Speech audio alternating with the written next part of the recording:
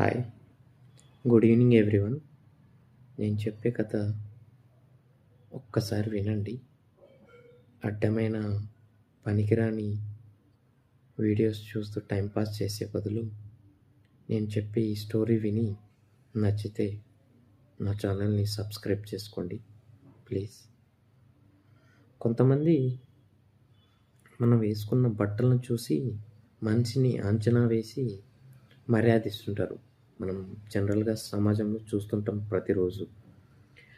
అలాగే మురికిగా ఉన్న బట్టలు వేసుకుంటే పక్కకు కూడా రానివ్వరు, కనీసం సాయం కూడా చేయరు. అయితే ఇలాంటి ఘటనే ఒకటి ముంబై లోకల్ ట్రైన్లో ఎదుర్కొన్న ఓ వృద్ధురాలు మనిషి విలువ ఏమిటో ఒక్క మాటలోనే చెప్పేసింది.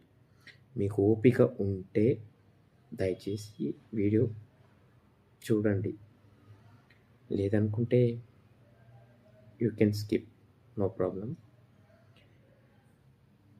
Don't judge by its cover. మనం కవర్ పేజీని చూసి పుస్తకాన్ని అంచనా వేయకూడదు ఎప్పుడు.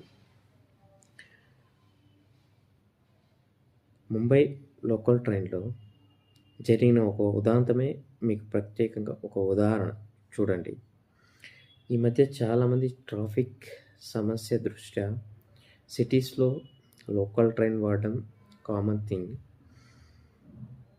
ఒక పెద్దవాడ మాసిపోయిన బట్టలతో ఒక సంచి భుజాన వేసుకొని రైలు ఎక్కింది. భోగి మొత్తం రద్దీగా ఉంది. ఆ పెద్దవాడ కూర్చోవడానికి ఎక్కడ ప్లేస్ లేదు. అదిగాక ఎవరు స్థలం కూడా ఇవ్వట్లేదు. ఎందుకు అంటే తను వేసుకున్న బట్టలు చాలా మురికిగా ఉన్నాయి కాబట్టి అక్కడున్న ఆ భోగిలో ఉన్న జనం అందరూ తనను చూసి చేదరించుకుంటున్నారు.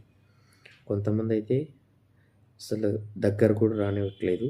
వాళ్ళ ఎక్స్ప్రెషన్స్, వాళ్ళ భావాలు ఇంకా మనం చూస్తుంటాం కదా, ఏదోలాగా పెడుతున్నారు మొహాన్ని.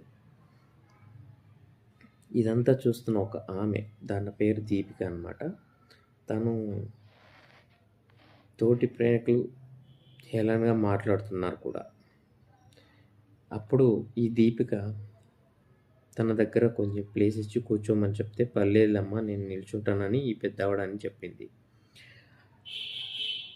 అయినా ఈ దీపిక తనకి ప్లేస్ ఇస్తున్నా కూడా పక్కనున్న వాళ్ళు ఎవరు అసలు యాక్సెప్ట్ చేయట్లేదన్నమాట తిను కూర్చోవడానికి. ఈ క్రమంలోనే ఆ పెద్దవాడ తన దీపిక పక్కన కూర్చుంది. ఈ క్రమంలో